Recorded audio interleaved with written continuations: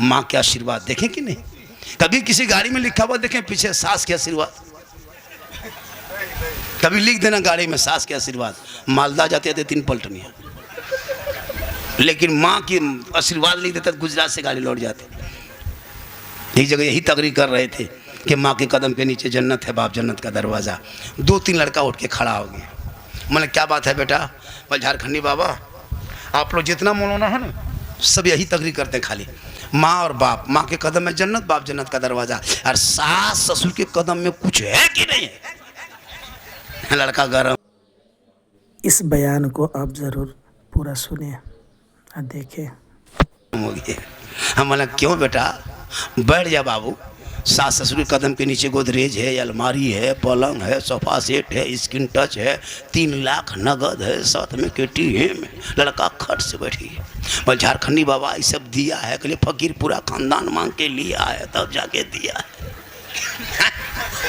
माँ बाप को मानो, ये तेरे घर, सास ससुर को मानो, ये तेरे घर का मेहमान है। माँ बाप महान है। एक आदमी पढ़ के आया, अपनी माँ को कहा, माँ आपने मुझको पढ़ाया लिखाया, हम जवान हो गए, हम चाहते हैं कि आपके हक अदा कर दें।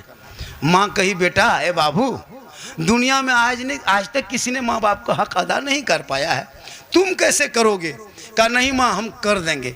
बेटे को डॉक्टर बनाया था, पढ़ाया था, बहुत बड़ा पढ़ा लिखा डॉक्टर बन गया। तो माँ ने बेटा ने सोचा कि हम क्यों ना माँ बाप का हक अदा कर दें। तो बेटा जिद करने लगा, माँ बोली नहीं मानेगा बेटा, बोल नहीं मानेगा, हम हक अदा कर देंगे। माँ बोली ऐसा करो बेटा, आज तुम अपने कमरे में नहीं सो, मेरे ही पास सो जाओ। बूढ़ी माँ 65-70 साल की सोई है, बेटा साथ में सो गया, बाप माँ के साथ में बेटा भी सो गया। जब सो गया बेटा, माँ बेटे सो गए, कुछ रात बीत गई तब माँ उठ के बैठ गई। कहे बेटा, अरे बाबू ए डॉक्टर साहब, पानी प्यास लगी है, मुझको 1 गिलास पानी पिलाओ। बेटा उठा, घड़ा के पास गया, पानी भरा, माँ को ला के दे दिया। माँ आधा पानी पी और आधा जहाँ लड़कवा सोता था वहीं गिरा दिया। बेटा ने कहा, माँ क्या बात है, पानी गिरा दिए? कहा बेटा हाथ का बैलेंस गड़बड़ा गया, बुढ़ापा का आलम है, हाथ कांप गया, पानी गिर गया। कहा करें बेटा सो जाओ इसी बगल में। बेटा फिर सो गया, माँ कदा करने सोया था। फिर 2-1 घंटा बाद फिर माँ उठ के बैठ गई। क्या हुआ माँ? बेटा पानी प्यास लगी है। फिर बेटा उठा, फिर घड़ा के पास गया, फिर पानी भरा, फिर माँ को ला के दिया। फिर माँ आधा पानी पी, फिर माँ बिस्तर में पानी गिरा दिया। अब की बेटा पारा 2G से 4G पकड़ लिया। पानी पीते हैं ढाल देते हैं, कहाँ सोएंगे? माँ बोली बेटा ऐसा करो थोड़ा बगल में घिस के सो जा। बेटा फिर सो गया। अब की गहरी नींद में जब बेटा सोया, उसके बाद 2-2:30 बजे रात माँ हिला के उठाए, बेटा ए बाबू ए डॉक्टर साहब उठ उठ उठ। क्या हुआ? ठंडा पानी से प्यास नहीं बुझ रही बेटा, सो मुझको ऐसा करो हमको गर्म पानी पिलाओ। अब बेटा फिर लकड़ी दिया चूल्हा में, फिर डेगची चढ़ाया, फिर पानी गर्म किया, फिर ला के माँ को दिया।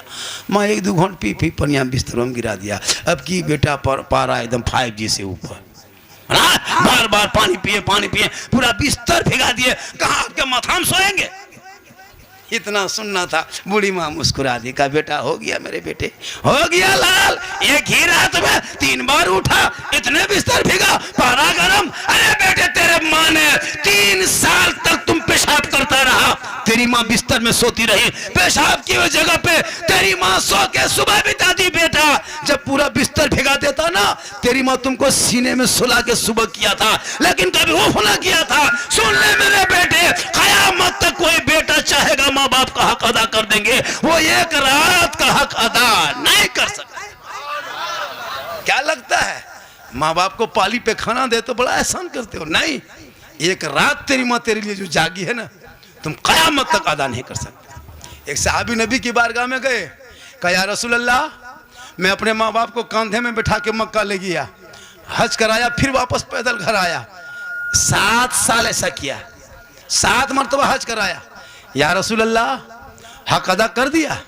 मेरे आका फरमाते नहीं, तुम 7 मरतबा माँ को बाप को चढ़ा के कंधे पे बैठा के मक्का ले गया, हज करवाया, लेकिन तूने हक अदा नहीं किया। जब तुम पैदा हो रहा था ना, उस वक्त माँ को झटका लगता था दर्द का, वो 1 दर्द का झटका तू अदा नहीं कर सका। मुसलमानों इतना आसान नहीं है, इसलिए अजमेर कल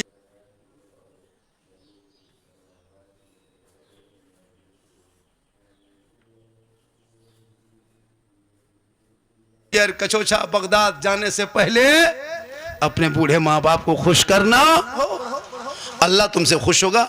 और माँ बाप की खिदमत करो। अभी हज का महीना है, सब लोग पैसा वाला हज के लिए चले गए, बंगाल से, बिहार से, झारखंड से, यूपी से, नेपाल से, हर जगह से गया। जिनके पास अल्लाह ने दौलत दी है वो मक्का शरीफ देख रहा है, मदीना शरीफ देख रहा है। आपके पास दौलत नहीं है, रुपया टाका कौड़ी नहीं है, आप मत घबराना, परेशान मत होना, मत चिंता करना, मत फिक्र करना, मत कुछ सोचना।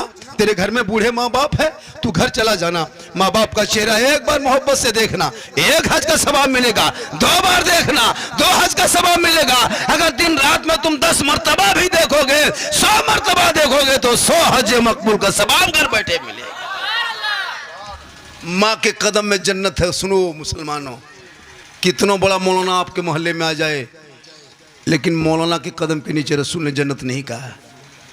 मुफ्ती साहब है अपने वक्त का, उनके कदम के नीचे जन्नत नहीं। हाजी साहब है, उनके कदम के नीचे जन्नत नहीं। पीर साहब है, बहुत बड़े पीर है, लेकिन पीर साहब के कदम के नीचे रसूल ने जन्नत नहीं फरमाया। आका जनाब मोहम्मद रसूलुल्लाह फरमाते, माँ तेरी है, बूढ़ी है, बीमार है, कमजोर है, तू मौलाना बन, मुफ्ती बन, हाजी बन, पीर बन, नमाजी बन, गाजी बन, मंत्री बन, संतरी बन, कुछ भी बन जा, लेकिन तेरे लिए तेरे माँ के कदमों के नीचे जन्नत है, बाप जन्नत का दरवाजा।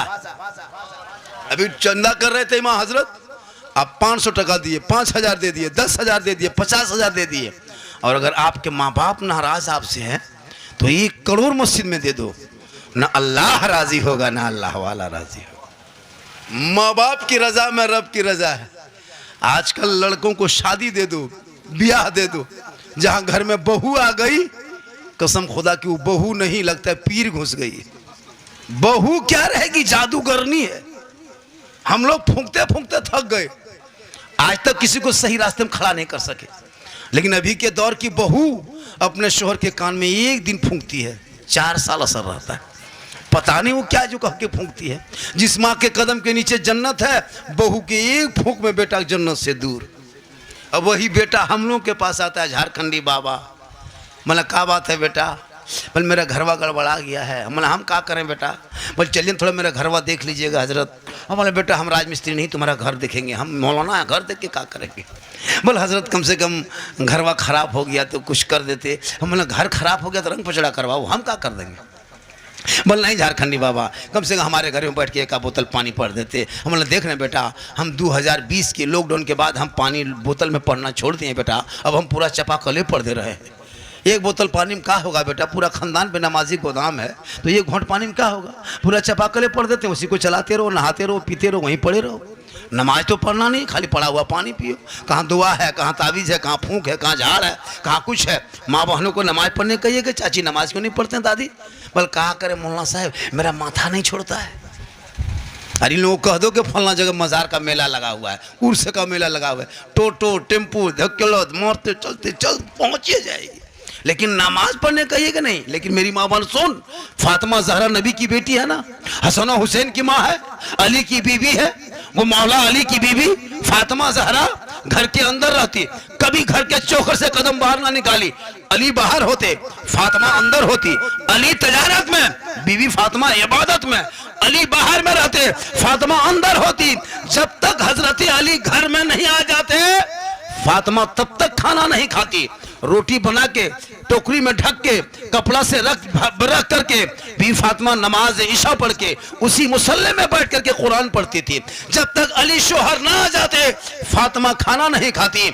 अली आते, पहले सलाम करती, फिर कलाम करती, फिर साथ में बैठ के खाना खाते। झोपड़ी गरीब की होती, जन्नत का नमूना दिखाई देता। आज हमारी बहू बेटियां शोहर की बात मानेगी?